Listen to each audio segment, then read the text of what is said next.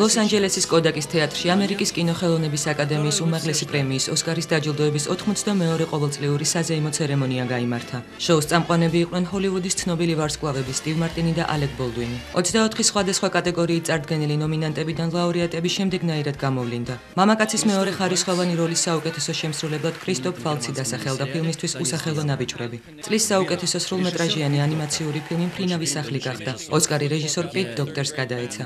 საუკეთესო სიმღერიდან თიბონ ბერნეტისა და რაიან ბინგემის The Very Kind აღიარეს ფილმისთვის „შეშლილი გული“.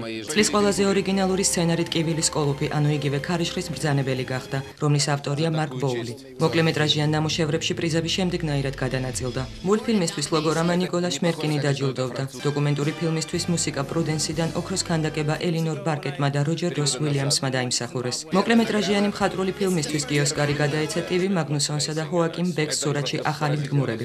საუკეთესო გრიმისთვის ვარსკვლავური გზის ვიზაჟისტები ბერნი ბერმანი, მინდი ჰოლი და ჯოელ ჰარლოუ დაჯილდოვდნენ. საუკეთესო ადაპტირებული სცენარის ნომინაციაში გაიმარჯვა სურათმა სახელწოდებით რჩეული. პრემია გადაეცა მის ავტორს ჯეფრი ფლეჩერს. ქალის მეორე ხარისხოვანი როლის საუკეთესო შემსრულებლად კი სწორედ რჩეულის ერთ-ერთი მთავარი გმირი მონიკი აღიარეს. მხატვრის საუკეთესო ნამუშევრისთვის ოსკარი დაიმსახურეს რიკ კარტერმა, რობერტ სტრომბერგმა და კიმ სენკლერმა ფილმისთვის „ავატარი“. კოსტიუმების საუკეთესო დიზაინისთვის კი ოქროს ქანდაკება ახალგაზრდა ვიქტორიას გარდერობის შემქმნელ სენდი პაუელს გადაეცა. საუკეთესო ხმოვანი მონტაჟისა და მიქსინგისთვის ტკივილის კოლოფის ხმის რეჟისორები პოლ ოტოსონი და რეი ბეკეტი დაჯილდოვდნენ. საუკეთესო ოპერატორული ნამუშევრისთვის და ვიზუალური ეფექტებისთვის ჯეიმს კამერონის „ავატარმა“ კიდევ 2 ოსკარი მოიპოვა. ჯილდო გადაეცა სპეცეფექტებზე მომუშავე ჯგუფსა და ფილმის დამდგმელ ოპერატორს მაურო ფიორეს. საუკეთესო მუსიკის ავტორად კომპოზიტორი მაიკლ ჯაკინო დასახელდა, რომელსაც ანიმაციური ფილმის „მფრინავის სახლის“ მუსიკალური გაფორმება ეკუთვნის.